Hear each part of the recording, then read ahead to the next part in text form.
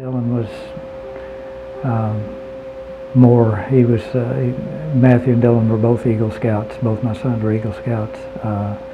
Dylan was involved, he was a violinist in a school orchestra, in the engineering program at J-Town High School, and the robotics program. He was in the Beta Club. He was just well-rounded in a lot of things. You know, the first thing that comes to mind when I think of him is you know, a young leader, just a solid kid who was always happy to take responsibility and to be just a leader of other teenagers as well as just other people in general.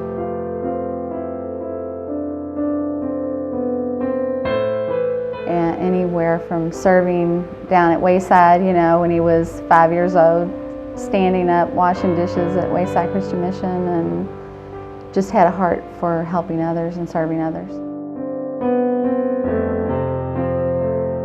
He was a good kid. He involved in a whole lot. And, just had his hand in a whole lot of things, but was good at a lot of things also.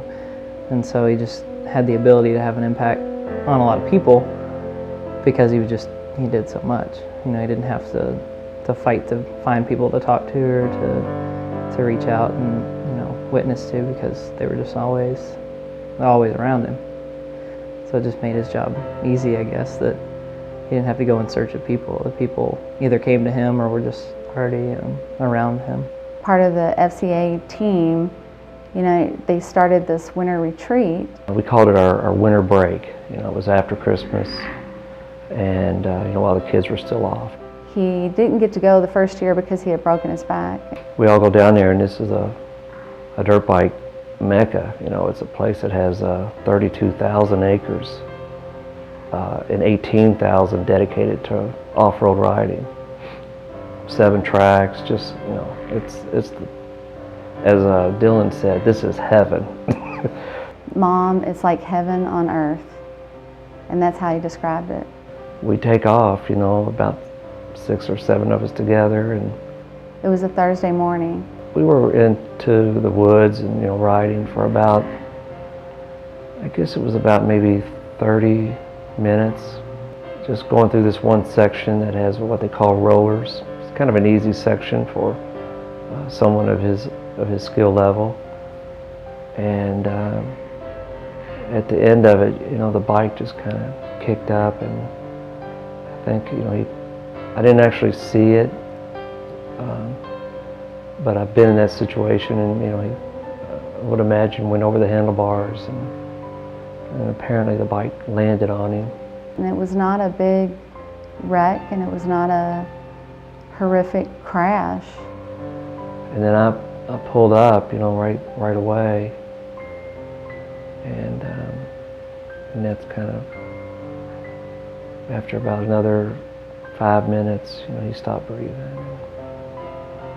By the time the EMS there, they did everything, and we still took him on to the hospital, and that's where they had pronounced him, you know, that he had died, but he had actually died on that track. You know, it not being a big crash, that it was more like God just called him home. I baptized him, baptized the whole family, I guess, in a way.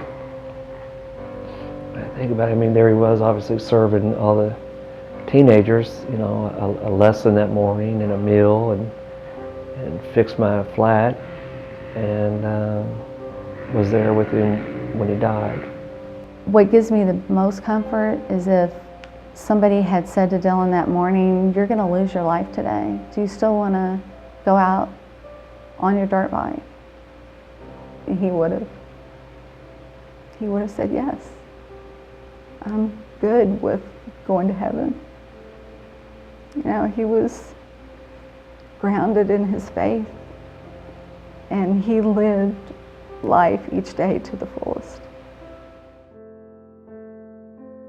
We never know when it's our time,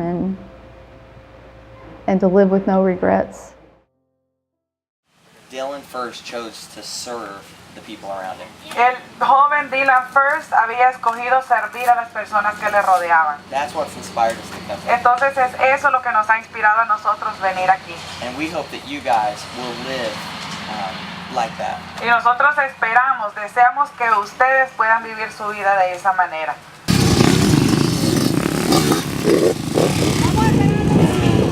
Well, our church had been going over to Honduras and Nicaragua with Open Eyes Ministries for about 13 years. With your elbows out, okay? Get the form right. We were over there on a trip in February. While they were over there, you know, they went by a motocross track. Been there obviously for years, but the missionary that lives there didn't know anything about the sport and drove by it every day and never even noticed it. So by midweek they had figured out who it was that owned it and set up a meeting.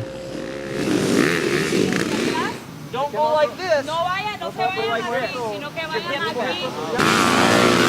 And after they told the story of Dylan and what their idea of the motocross camps that we did here in the United States and all that, and the guy started really getting interested and getting on board with it and started offering his motorcycles, his services, his track, and it all started coming together